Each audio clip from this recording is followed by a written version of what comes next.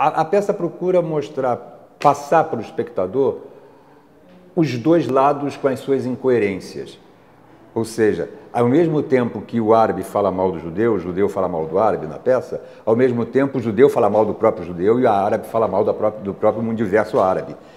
Então, para mostrar que não existe o bom, não existe o mal, não existe o certo e errado, todo mundo é bom, todo mundo é mal, todo mundo erra, todo mundo acerta. Clóvis Levi é autor, diretor, crítico e professor de teatro.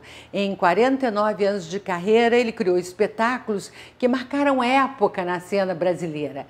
Ele volta agora ao cartaz do Teatro Ipanema com o espetáculo O Anjo do Apocalipse, em que fala de amor e intolerância, tendo como pano de fundo os conflitos no Oriente Médio. E esses são os assuntos da entrevista que você assiste agora.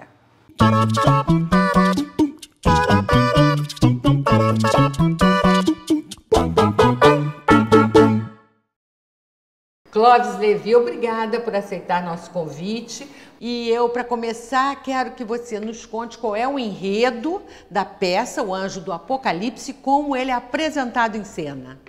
A gente tem uma peça com uma estrutura bastante simples.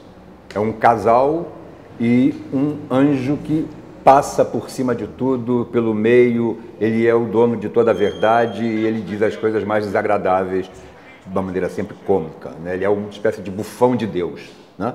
Como existiam os bobos da corte dos reis, o nosso anjo do Apocalipse é o bufão de Deus.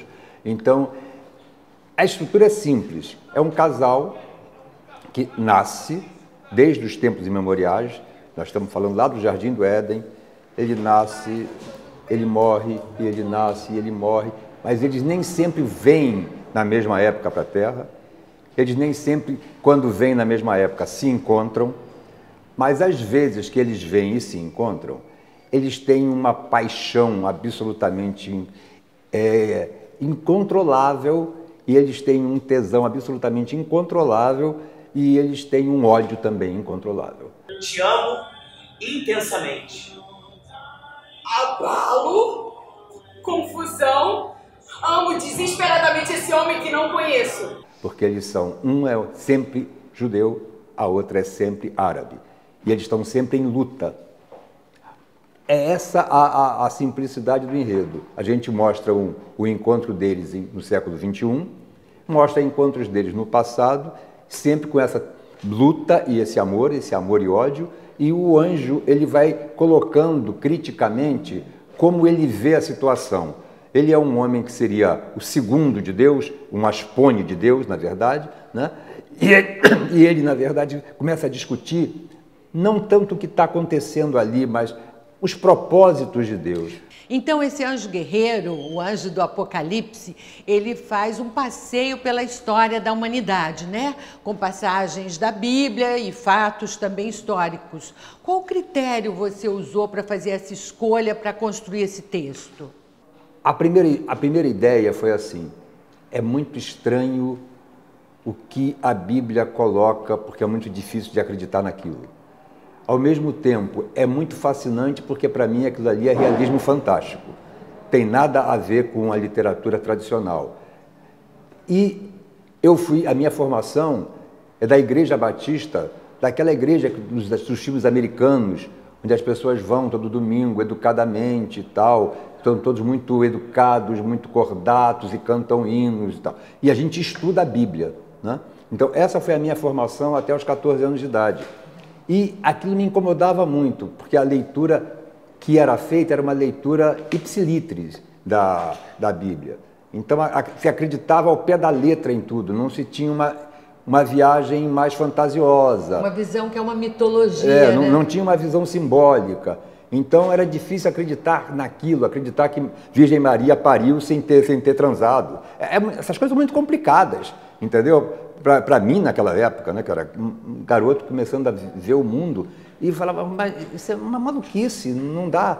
E saí da igreja, não tenho mais religião nenhuma, não tenho mais nada, mas essa formação bíblica é muito forte dentro de mim. Então você foi atrás dos dogmas para discutir esses dogmas, mais ou menos, no espetáculo. Esse anjo guerreiro... O anjo discute o que ele não entende. Quais são os propósitos de Deus com as coisas que não deram certo. Agora, Levi, essa é uma história de intolerância que você usa como pano de fundo os conflitos do Oriente Médio, principalmente a questão entre Israel e Palestina. Não é isso? Sim, teoricamente em termos de... É um limite ali, mas que é um limite que está em aberto. Está em aberto até porque a gente está vivendo num momento de intolerância também, né? Onde uma animosidade entre as pessoas que pensam diferente. E hoje é conflito o tempo inteiro. Você tem até cuidado em conversar com alguém ou, de repente, se houve uma conversa num espaço compartilhado, numa academia de ginástica, almoço mesmo de família, e pode dar a maior briga. A peça procura passar para o espectador os dois lados com as suas incoerências. Ou seja, ao mesmo tempo que o árabe fala mal do judeu, o judeu fala mal do árabe na peça, ao mesmo tempo o judeu fala mal do próprio judeu e o árabe fala mal do próprio universo árabe. Então, para mostrar que não existe o bom, não existe o mal, não existe o certo e o errado, todo mundo é bom, todo mundo é mal, todo mundo erra, todo mundo acerta. Então, procurar mostrar a complexidade das relações, que não é tudo tão terra a terra, pau a pau, fogo é fogo, as coisas são muito mais amplas, muito mais ambivalentes, muito mais permeáveis. Mas tem um momento da peça que é muito forte. Quando a Juliane Araújo, que faz a Zara, conta como foi o apedrejamento até a morte da mãe dela, condenada por adultério no Irã dos Ayatolás. Eu vi minha mãe em pé, na praça, enterrada, só com a cabeça para fora. Os soldados me seguraram, eu tentei salvá-la, começou o bombardeio. Pedras foram lançadas de todos os lados, pedras de todos os tamanhos. A primeira que atingiu a cabeça da minha mãe fez com que ela desse um grito aterrador. Tentei me livrar dos soldados, chutei-lhe as canelas e bem...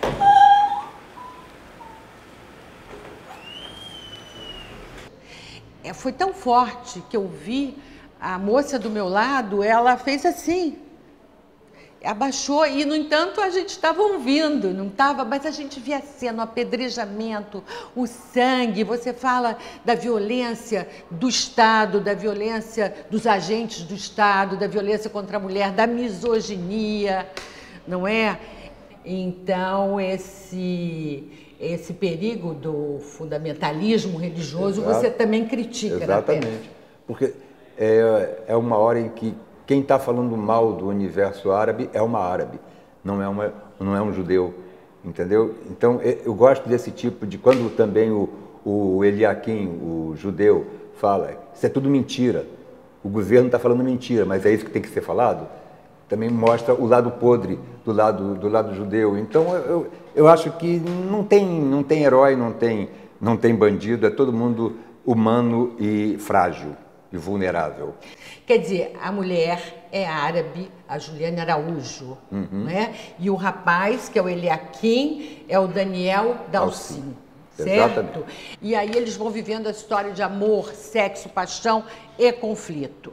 Você que é um professor de interpretação de arte dramática há tantos anos na Cal. Quantos anos? Desde que começou. Cruzes. Já saí, voltei. Como você comenta, faça a sua crítica da atuação deles. Sim, é um elenco jovem, né, na faixa entre 20 e 30, fora o Anjo, que é o Marcelo Escorel, que já é bem mais antigo nesse mercado e tem muito mais cancha do que os outros dois, né? Mas eles são jovens que estão começando com bastante base, muita experiência na pouca idade que têm, e eles estão muito bem instalados nos seus personagens. Eles desenvolvem bastante bem as contradições dos dois personagens, porque é interessante num personagem, do meu ponto de vista, que um personagem que seja conflitado, que não seja uma coisa monolítica, então que pense A e também pense Z ao mesmo tempo. Ele não sabe o que é, não sabe o que vai fazer da vida. Então esse tipo de coisa me interessa mais do que o personagem que sabe exatamente o que quer e tal.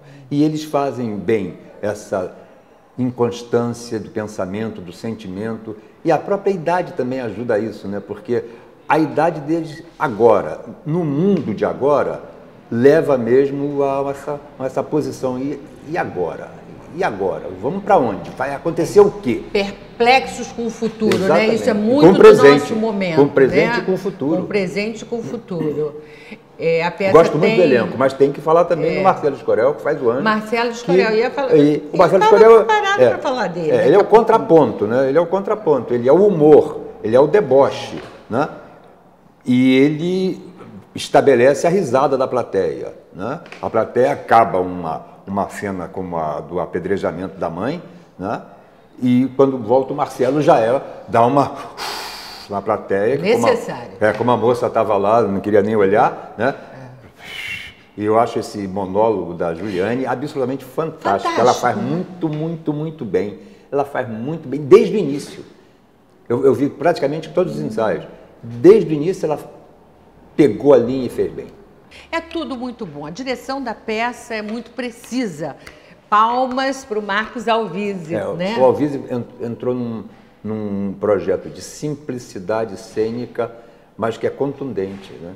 Ela tem uma força, não tem muitos acessórios, o cenário é bem despojado. Não tem nada e é nos atores. Mas tem uma iluminação poderosa, né? A iluminação do Aurélio, né? A gente já conhece e ele consegue criar climas absolutamente fantásticos, né?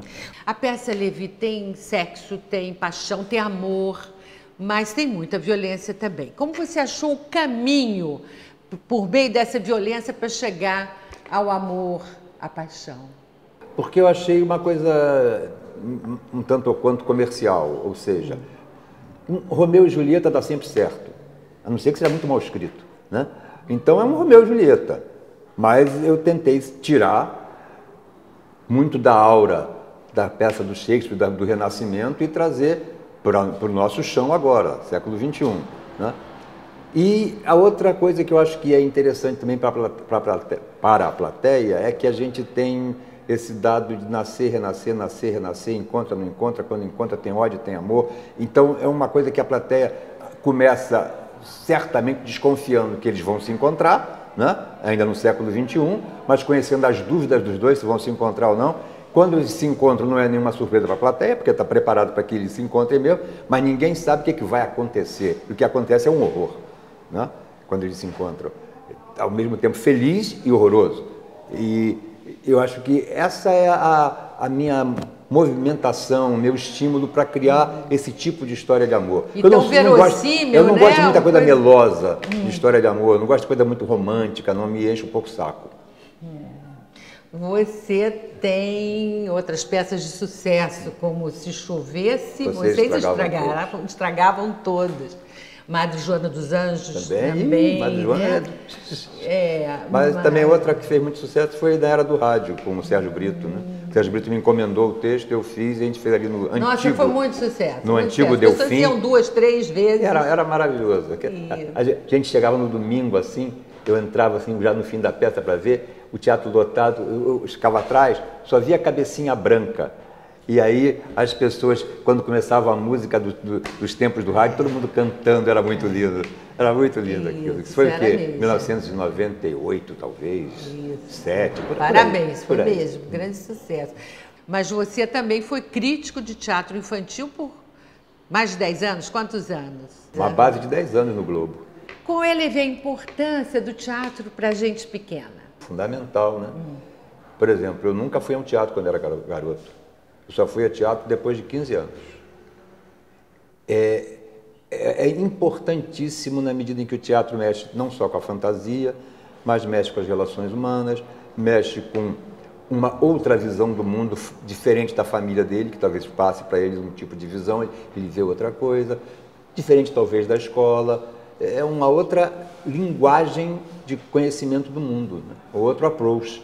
Eu acho que é fundamental. Não, mas também não só o teatro, né? Eu acho que música, teatro, artes plásticas, se você coloca as coisas na mão da criança e deixa ela te surpreende. Ela vai longe. E para a gente terminar, você que é professor de arte dramática por tantos anos, nos diga o que é fundamental para o ator. Olha, tem algumas coisas que a gente pode falar. Ter talento. Outro, ter sorte. Outro, ter muita determinação. Porque tem muita gente que tem talento, mas não tem sorte. Tem muita gente que tem talento e sorte, mas não tem muito pique. A vocação, isso é a vocação, é o pique? Você tem que não só ter o que se chama vocação, mas ter muita força de vontade para enfrentar. Porque eu falo eu fiz uma adaptação da Viagem do Capitão Tornado, daquele filme do Heitor Escola, e tem uma hora que eu crio uma fala que o diretor está chateado com o seu elenco está com fome, não tem dinheiro, entendeu? A plateia não vai, quando vai chove, é um horror. Aí ele fala para uma atriz lá que está reclamando, eu estou com fome, essa nossa vida é maravilhosa, mas é terrível. E aí ele responde para ela, eu diria o contrário, ela é terrível, mas é maravilhosa. Clóvis Levi, muito obrigada pela entrevista. Obrigado, querida. Aí, gostou da entrevista? Então dê o seu like, se inscreva no canal e volte sempre, porque temos toda semana uma novidade para você. Um grande abraço e até a próxima.